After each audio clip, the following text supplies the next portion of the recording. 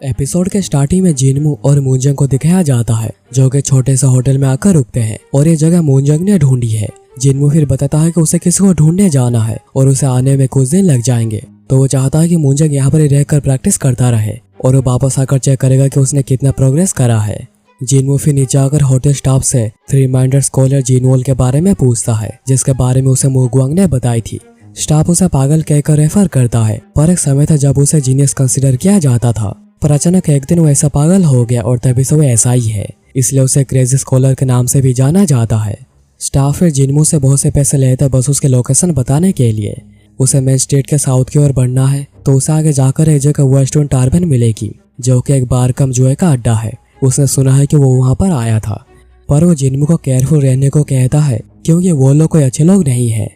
जिनमू फिर वहां पर पहुंचकर जिनवोल के बारे में पूछता है, पर वो सभी किसी वजह से जिनवोल के ऊपर काफी ज्यादा गुस्सा थे।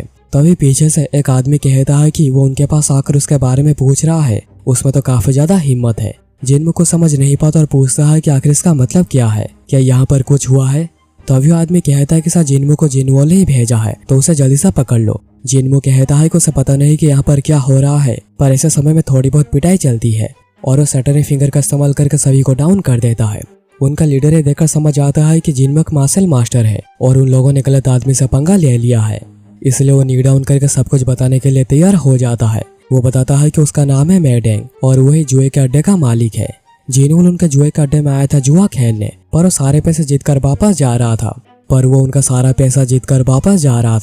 पर उन्हें अपने जुए के अड्डे को चलाने के लिए मिनिमम कुछ पैसे तो चाहिए होते हैं, इसलिए उन लोगों ने जिनवोल से पैसे लेने की कोशिश करी और उन लोगों का उसका एक हाथ काटने का भी प्लान था। पर जब वो जिनवोल के पास पहुंचे वो आसमान की ओर इशारा करके हंसे जा रहा था और तभी उन लोगों को हेवन से 3 खूबसूरत लड़कियां उनके पास उतरती हुई दिखाई देती है और वो उन लोगों की खूबसूरती को देखकर कंट्रोल नहीं कर पाते। पर यह सब बस एक इल्यूजन था और वो सही पत्थर के साथ ही प्यार जताने में लगे हुए थे।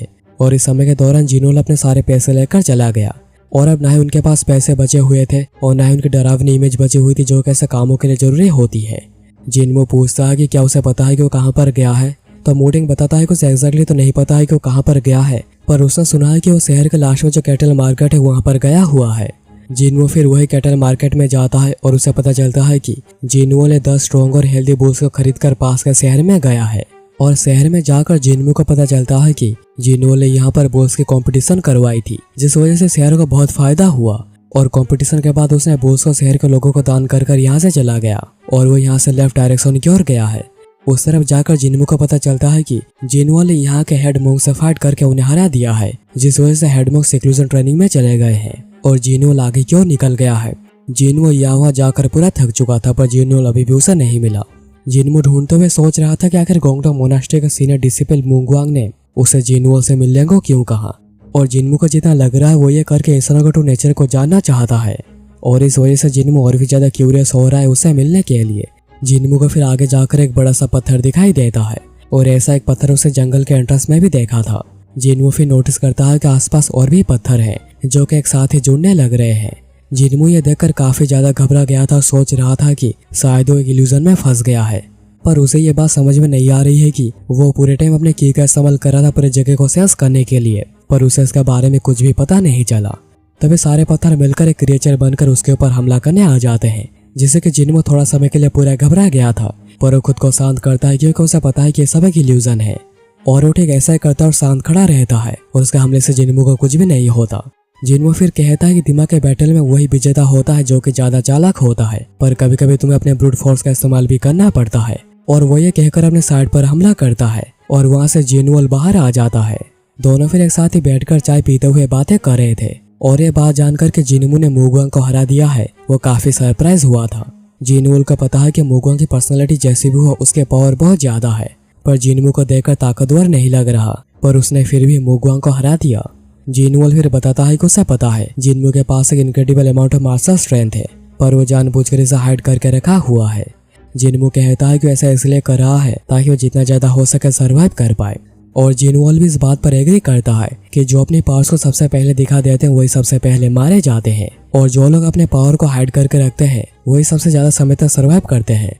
जिनवो फिर पूछता है कि आखिर उसने उसकी इल्यूजन को कैसे तोड़ा, क्योंकि उसकी कैलकुलेशन तो बिल्कुल परफेक्ट थी और वो ये कहकर फिर से अपने कैलकुलेशंस को चेक करने लग जाता है। जिनमू सोच रहा था आखिर उसका मूड अचानक ऐसा कैसा हो गया। लगता है कि सारे जीनियस ऐसे ही होते हैं। जिनमू फिर बता देता है कि उसे इसके बारे में अपने सेंसेस से पता चली है। और फिर वो पूछता है कि आखिर जिनोल के इल्यूजन्स इतने कॉम्प्लिकेटेड क्यों होते हैं, क्या वो ऐसा करके हेवेंस को टेक ओवर करना चाहता है। तो जिनोल कहता है कि अगर ऐसा हो पाता तो बहुत ही अच्छा होता। जिनोल फिर जिनमू से पूछता है कि आखिर वो कौन है, मतलब उसकी रियल आइडेंटिटी क्या है। तो जिनमू बताता है कि उसकी कोई आइडेंटिटी नहीं बनी है। और जिनोल के पूछने पर जिनमू बताता है कि वो मुगवांग के कहने पर उससे मिलने आया है। तो जिनोल कहता है कि उसे क्या पूछना है पूछ सकता है। तो जिनमू अपने अंकल मिस्टर हुआंग के बारे में पूछता है, जो कि 6 महीने पहले यहाँ पर आए थे। जिनोल पूछता है कि क्या वो फायर ड्रैगन मर्चेंट ट्रूप के बारे में पूछ रहा है और क्या वो उसका ब्लड रिलेटिव है। तो जिनमू कहता है कि फायर ड्रैगन मर्चेंट ट्रूप से ही है, पर उनका खून का रिश्ता नहीं है, पर उन दोनों का खून का रिश्ता नहीं है। तो जिनोल उसे सारे होप छोड़ देने को कहता है, क्योंकि इससे उसकी खुद की लाइफ डेंजर में आ जाएगी। पर जिनमू कहता है अंकल हुआंग उसके लिए कोई ऐसा है जिसके लिए अपनी जान भी दे सकता है। जिनोल कहता है कि अगर ऐसी बात है, उसे एग्जैक्ट डिटेल्स तो नहीं पता, पर वहाँ पर रिसेंटली कुछ अजीब चीजें हुई है और उसके सेंसेस के हिसाब से ये सब जो खो गए ये सब उनसे रिलेटेड है। जिनमू कहता है कि क्या वो उसके साथ चल सकते हैं। तो जिनोल सरप्राइज होकर कहता है कि ये कहाँ से आ गया, और वो तो जानता भी नहीं है कि वो कौन है, और वो भी नहीं जानता कि जिनमू कौन है। जिनमू कहता है कि उसका दिल कह रहा है कि उसे ऐसा करना चाहिए। जिनोल सुनकर कहता है कि जिनमू अपने सेंसर्स के अपने दिल की बात कर रहा है, कहीं वो अपने सपनों में तो खोया हुआ नहीं है, और ऐसा भी वो सब में इन्वॉल्व होना नहीं चाहता। वो यहाँ पर काफी शांति से रह रहा है। जिनमू कहता है कहीं वो डर तो नहीं रहा, क्योंकि जिनमू से ढूंढते हुए बहुत से लोगों से मिला है और उनसे बात करी है, और सभी ने कहा कि जिनोल एक पागल है, पर उससे भी बात करके लग नहीं रहा कि वो बिल्कुल भी पागल है। पर वो ऐसा करता है किसी रीजन की वजह से, क्योंकि एक पागल के बातों को या फिर उसके एक्शंस को कोई भी सीरियसली नहीं लेता, और उसने जो भी करा उसमें कंसिस्टेंसी देखने को मिली है। और उसे लगता है कि जिनोल समझना चाहता है कि इंसानों का ट्रू नेचर क्या होती है, और उन्हें जब उनके लिमिट पर पुश करा जाता है तो वो क्या करते हैं, कैसे उसे भी अपने सेंसर्स को रिगेन करते हैं। यह बातें सुनकर जिनोल जोर जोर से हंसने लग जाता है। फिर वो कहता है कि उसके जर्नी में शामिल होना नहीं चाहता। जिनोल आगे कहता है कि हेवन एंड अर्थ के बीच में एक इंसान अकेला खड़ा हुआ है, जिसकी वजह से हार्मनी बनी हुई है, पर उस इंसान के बिना सोल के पास कोई भी रीजन नहीं होगा एग्जिस्ट करने का, क्योंकि उनका एग्जिस्टेंस दूसरे के ऊपर ही डिपेंड करता है। और वो जाने से पहले कहता है कि अगर उनकी किस्मत में होगा तो दोनों फिर से मिलेंगे। इसके बाद सीन कट होता है जियोनू और उसके बेटे उनक्यूं के ऊपर। दोनों के बातों से हमें पता चलता है कि फायर ड्रैगन मर्चेंट ट्रूप ने 6ठी बार अपने रिप्रेजेंटेटिव को यहाँ पर भेजा है, और वो चाहते हैं कि वो लोग उनकी हेल्प करें। और ये 6ठी बार है जब मर्चेंट सुनामी से गायब हुए हैं। उनक्यूं फिर कहता है कि उन्हें भी फायर ड्रैगन मर्चेंट ट्रूप के बातों को सुन लेना चाहिए। जियोनू कहता है कि वो ऑनगोइंग चीजों पर ध्यान दे रहा है, तो उनक्यूं फायर ड्रैगन मर्चेंट ट्रूप के केस को संभाले। उसके बाद जियोनू ओरेकल के हेड प्यूंग से मिलने जाता है और पूछता है कि उनकी क्या राय है उनक्यूं को लेकर, क्योंकि वो ऐसा तो ठीक है पर उसका दिल काफी कमजोर है, पर एक डोमिनेट लीडर के अंदर ऐसा कॉम्पेशन होना नहीं चाहिए। प्यूंग कहते हैं कि क्वालिफिकेशन वाइज तो बिल्कुल ठीक है, और उसके फॉलोअर्स भी उसके काफी रेस्पेक्ट करते हैं, और वो काफी चालाक भी है। जियोनू आगे रिवील करता है कि उनक्यूं आगे जाकर उसे सक्सेसर नहीं बनेगा, और ये बात जियोनू चाहता है कि अभी के लिए उनक्यूं का पता ना चले। जियोनू फिर कहता है कि वो बस उनम के प्रोविंस से सेटिस्फाइड नहीं है, क्योंकि अगर ऐसा होता तो वो कभी अपने सीनियर ब्रदर क्वानो को बिट्रे नहीं करता, क्योंकि क्वानो साइलेंट नाइट को रोककर काफी सेटिस्फाइड थे। उन्हें आगे जाकर विस्तार करने का कोई इरादा नहीं था, जबकि उनके पास पावर थी पूरी दुनिया पर राज करने की। जियोनू का मानना है कि अगर उसके पास पावर है तो उसे उसके पावर का इस्तेमाल करना चाहिए, और वो ये भी कहता है कि सेंट्रल हेवन एलायंस ने टैंक फैमिली को भेजकर अपना काम शुरू कर दिया है, पर वो आगे और कुछ करे उससे पहले उसे अपना काम पूरा करना होगा जो कि उसने शुरू कर दिया है। प्यूंग उसे सबको लेकर चिंता करने को मना करता है और काम पर ही फोकस करने को कहता है। यहाँ पर जो भी छोटी मोटी चीजें होंगी उन्हें प्यूंग संभाल लेगा, पर जियोनू जो काम करने जा रहा है उसमें हजारों की डेथ हो सकती है। तो जियोनू कहता है कि अच्छे काम के लिए सेक्रीफाइस करना पड़ता है, और अगर मुझे कभी किसी के गुस्से का डर होता तो मैं कभी इस बात को चूज करता ही नहीं। और ऐसे भी अभी बहुत समय हो गया है खून की बारिश करे हुए, और ये एपिसोड यहाँ पर ही खत्म हो जाती है।